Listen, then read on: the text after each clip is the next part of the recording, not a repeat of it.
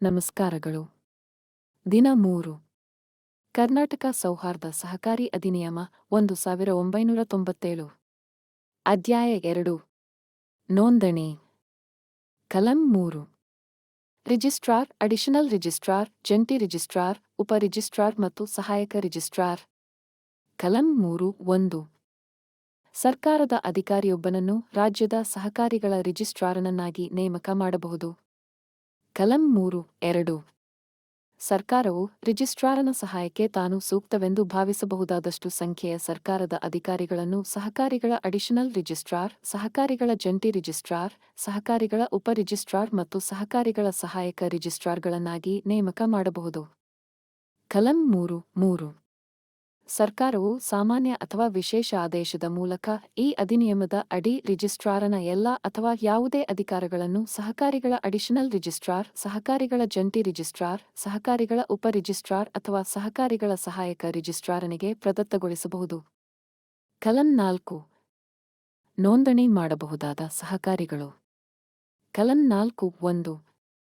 ಯಾವುದೇ ಸಹಕಾರಿಯು ಕಲಂ 4(1)(a) ತನ್ನ ಕಾರ್ಯಾಚರಣೆ ಪ್ರದೇಶದಲ್ಲಿನ ಸದಸ್ಯರ ಹಿತಾಸಕ್ತಿಗಾಗಿ ದುಡಿಯುವುದೇ ತನ್ನ ಮುಖ್ಯ ಉದ್ದೇಶವಾಗಿದ್ದ ಹೊರತು ಕಲಂ 4(1)(b) ಅದರ ಉಪವಿಧಿಗಳು ಸಹಕಾರಿ ಮೂಲತತ್ವಗಳಿಗನುಸಾರವಾಗಿ ಸ್ವಸಹಾಯ ಮತ್ತು ಪರಸ್ಪರ ನೆರವಿನ ಮೂಲಕ ತನ್ನ ಸದಸ್ಯರು ಆರ್ಥಿಕ ಮತ್ತು ಸಾಮಾಜಿಕ ಪುರೋಭಿವೃದ್ಧಿ ಹೊಂದಲು ಅವಕಾಶ ಕಲ್ಪಿಸುತ್ತಿದ್ದ ಹೊರತು ಈ ಅಧಿನಿಯಮದ ಅಡಿಯಲ್ಲಿ ನೋಂದಣಿಯಾಗತಕ್ಕದ್ದಲ್ಲ. ಕಲಂ 4(2) ಈ ಅಧಿನಿಯಮದ ಉಪಬಂಧಗಳಿಗೆ ಒಳಪಟ್ಟು ಕಲಂ 4(2)(a) ಬೇರೆ ಬೇರೆ ಕುಟುಂಬಗಳಿಗೆ ಸೇರಿದ 10 ಜನರಿಗಿಂತ ಕಡಿಮೆಯಲ್ಲದ ವ್ಯಕ್ತಿಗಳು ಸಹಕಾರಿಯನ್ನು ರಚಿಸಲು ಉದ್ದೇಶಿಸಿದರೆ ಅಥವಾ ಕಲಂ 4(2)(b) ಒಂದು ಸಹಕಾರಿ ಸಂಘವು ಈ ಅಧಿನಿಯಮದ ಅಡಿ ಸಹಕಾರಿಯಾಗಿ ಪರಿವರ್ತಿತವಾಗಲು ಈ ಸಂಬಂಧದಲ್ಲಿ ಒಂದು ನಿರ್ಣಯವನ್ನು ಅಂಗೀಕರಿಸುವ ಮೂಲಕ ಉದ್ದೇಶಿಸಿದರೆ ಅಥವಾ ಕಲಂ 4(2)(c) ಈ ಅಧಿನಿಯಮದ ಅಡಿ ನೋಂದಾಯಿತವಾದ 20 ಅಥವಾ ಅದಕ್ಕೂ ಹೆಚ್ಚಿನ ಸಹಕಾರಿಗಳು ಒಂದು ಒಕ್ಕೂಟ ಸಹಕಾರಿಯಾಗಲು ಈ ಸಂಬಂಧದಲ್ಲಿ ಒಂದು ನಿರ್ಣಯವನ್ನು ಅಂಗೀಕರಿಸುವ ಮೂಲಕ ಉದ್ದೇಶಿಸಿದರೆ ಅಂಥವುಗಳನ್ನು ಬೇರೆ ಬೇರೆ ಸಹಕಾರಿಗಳ ನಡುವೆ ಅನಾರೋಗ್ಯಕರ ಸ್ಪರ್ಧೆ ತಪ್ಪಿಸುವ ಸಲುವಾಗಿ ಸಹಕಾರಿಯ ನೋಂದಣಿಗೆ ಸಂಬಂಧಿಸಿದಂತೆ ರಿಜಿಸ್ಟ್ರಾರನು ಕಾಲಕಾಲಕ್ಕೆ ಹೊರಡಿಸುವ ನಿರ್ದೇಶನ ಸುತ್ತೋಲೆಗಳಿಗೊಳಪಟ್ಟು ಈ ಅಧಿನಿಯಮದ ಅಡಿ ಸಹಕಾರಿಯೆಂಬುದಾಗಿ ನೋಂದಾಯಿಸಬಹುದು. ಪರಂತು ಯಾವುದೇ ಸಹಕಾರಿಯು ಆರ್ಥಿಕವಾಗಿ ಅಭದ್ರವಾಗುವ ಸಂಭವವಿದ್ದರೆ ಅಥವಾ ಅದನ್ನು ನೋಂದಣಿ ಮಾಡುವುದರಿಂದ ಸಹಕಾರಿ ಚಳುವಳಿಯ ಅಭಿವೃದ್ಧಿಯ ಮೇಲೆ ಪ್ರತಿಕೂಲ ಪರಿಣಾಮ ಉಂಟಾಗುತ್ತದೆ ಎಂದು ಕಂಡುಬಂದರೆ ಅದು ನೋಂದಾಯಿತವಾಗತಕ್ಕದ್ದಲ್ಲ. ಮತ್ತು ಪರಂತು ಯಾವುದೇ ಸಹಕಾರಿಯು ಈ ಅಧಿನಿಯಮದ ಅಡಿಯಲ್ಲಿ ಒಂದು ಗೃಹ ನಿರ್ಮಾಣ ಸಹಕಾರಿಯಾಗಿ ನೋಂದಾಯಿತವಾಗತಕ್ಕದ್ದಲ್ಲ ಮತ್ತು ಯಾವುದೇ ಗೃಹ ನಿರ್ಮಾಣ ಸಹಕಾರ ಸಂಘವು ಗೃಹ ನಿರ್ಮಾಣ ಸಹಕಾರಿಯಾಗಿ ಪರಿವರ್ತಿತವಾಗತಕ್ಕದ್ದಲ್ಲ. ಕಲಂ 5. ಸಹಕಾರಿಯ ನೋಂದಣಿಗಾಗಿ ಅರ್ಜಿ. ಕಲಂ 5(1). ಸಹಕಾರಿಯ ನೋಂದಣಿಗಾಗಿ ಅರ್ಜಿಯನ್ನು ನಿಯಮಿಸಬಹುದಾದಂಥ ನಮೂನೆಯಲ್ಲಿ ಮತ್ತು ಅಂಥ ರೀತಿಯಲ್ಲಿ ರಿಜಿಸ್ಟ್ರಾರನಿಗೆ ಸಲ್ಲಿಸತಕ್ಕದ್ದು. ಕಲಂ 5(2).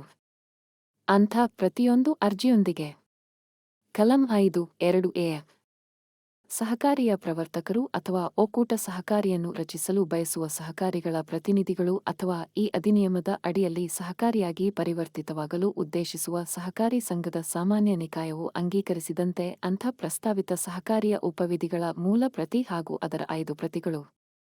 ಕಲಂ 5(2)(b) ಒಂದು ಸಹಕಾರಿಯನ್ನು ರಚಿಸಲು ಉದ್ದೇಶಿಸುವ ವ್ಯಕ್ತಿಗಳ ಅಥವಾ ಸಹಕಾರಿಗಳ ಹೆಸರುಗಳ ಪಟ್ಟಿ ಮತ್ತು ಒಂದು ಸಹಕಾರಿ ಸಂಘದ ಸಂದರ್ಭದಲ್ಲಿ ಅಂಥ ಸಂಘದ ಸಮಿತಿಯ ಸದಸ್ಯರು ಹೆಸರು, ವಿಳಾಸ, ವೃತ್ತಿ ಮತ್ತು ಆರ್ಥಿಕ ಬಾಧ್ಯತೆಗಳೊಂದಿಗೆ ಅಂಥ ಸಂಘದ ಸದಸ್ಯರ ಹೆಸರುಗಳ ಪಟ್ಟಿ.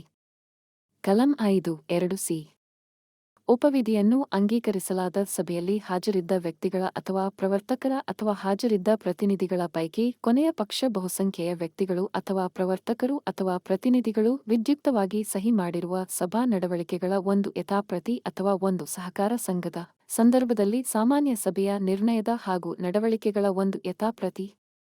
ಕಲಂ 5(2)(d) ಕನಿಷ್ಠ 500 ರೂಪಾಯಿಗಳು ಅಥವಾ ಗರಿಷ್ಠ 5,000 ರೂಪಾಯಿಗಳಿಗೊಳಪಟ್ಟು ಒಟ್ಟು ಅಧಿಕೃತ ಷೇರು ಬಂಡವಾಳದ ಅದು ಯಾವುದೇ ಹೆಸರಿನಿಂದ ಕರೆಯಲ್ಪಡಲಿ 1% ನೋಂದಣಿ ಶುಲ್ಕವನ್ನು ಸಂದಾಯ ಮಾಡಿದ ಬಗ್ಗೆ ಚಲನ್ನಿನ ಒಂದು ಪ್ರತಿ ಮತ್ತು ಕಲಂ 5(2)(e) ಒಂದು ಸಹಕಾರ ಸಂಘದ ಸಂದರ್ಭದಲ್ಲಿ ಆ ಸಹಕಾರ ಸಂಘವು ಸರ್ಕಾರದಿಂದ ಯಾವುದೇ ಷೇರು ಬಂಡವಾಳ ಮತ್ತು ಯಾವುದೇ ಸಾಲಗಳು ಅಥವಾ ಖಾತರಿ ಮತ್ತು ಯಾವುದೇ ಸಹಕಾರ ಸಂಘದಿಂದ ಸಾಲಗಳು ಮತ್ತು ಖಾತರಿಯನ್ನು ಪಡೆದಿಲ್ಲವೆಂಬುದನ್ನು ತೋರಿಸುವ ದಸ್ತಾವೇಜುಗಳು.